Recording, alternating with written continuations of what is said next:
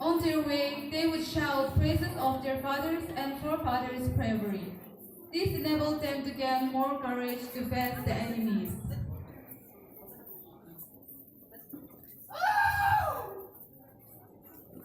As they approached the enemy's village, the first person would pass a piece of wood to those behind as a signal that they are already inside the enemy's territory.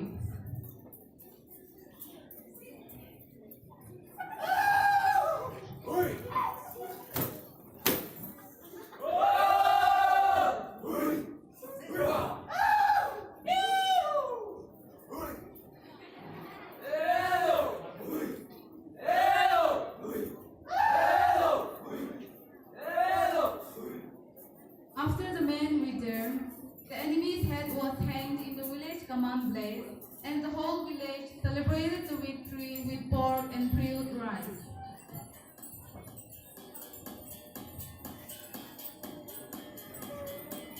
The man who hunted the head was conferred a bravery shawl and would be considered the bravest in the village.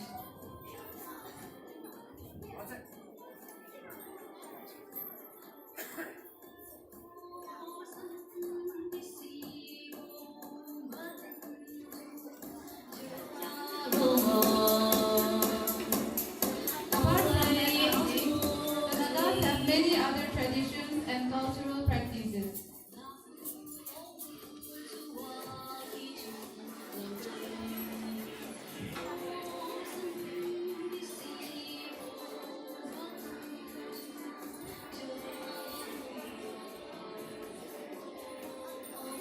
Weaving and knitting were done by women folk.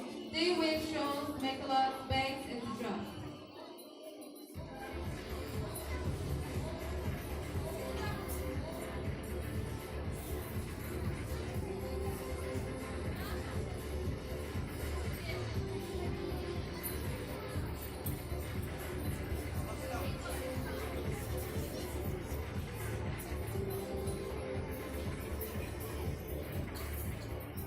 Guns, spears, and bows were highly valued, as they not only serve as tools for agriculture, but also a weapon for them.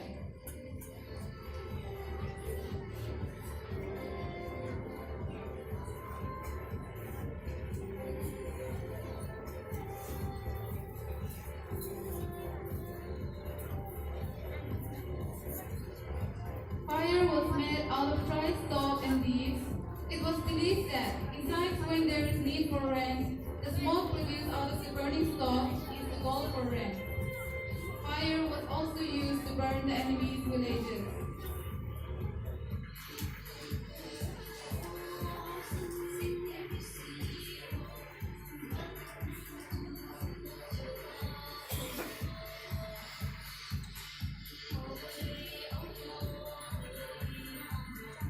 Grinding, pounding, and winnowing of rice and wheat was done by the menfolk.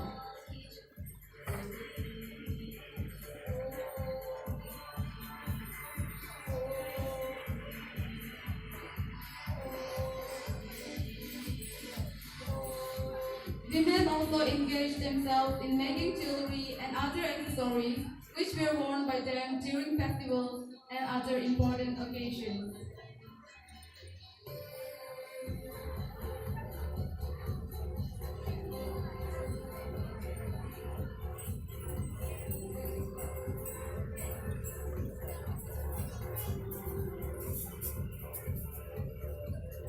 Menfolk are talented and creative in making art and handicrafts. They usually do it during leisure time.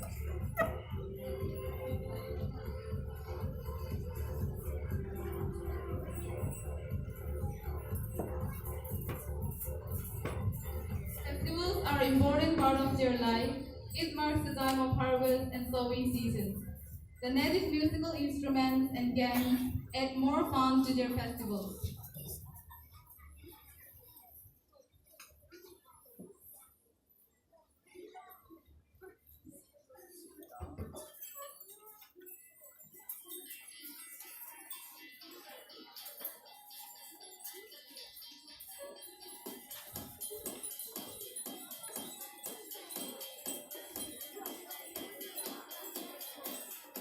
The folk dances of the Nagas, accompanied with excellent folk songs, clearly indicate the rich cultural heritage of the people of Nagaland.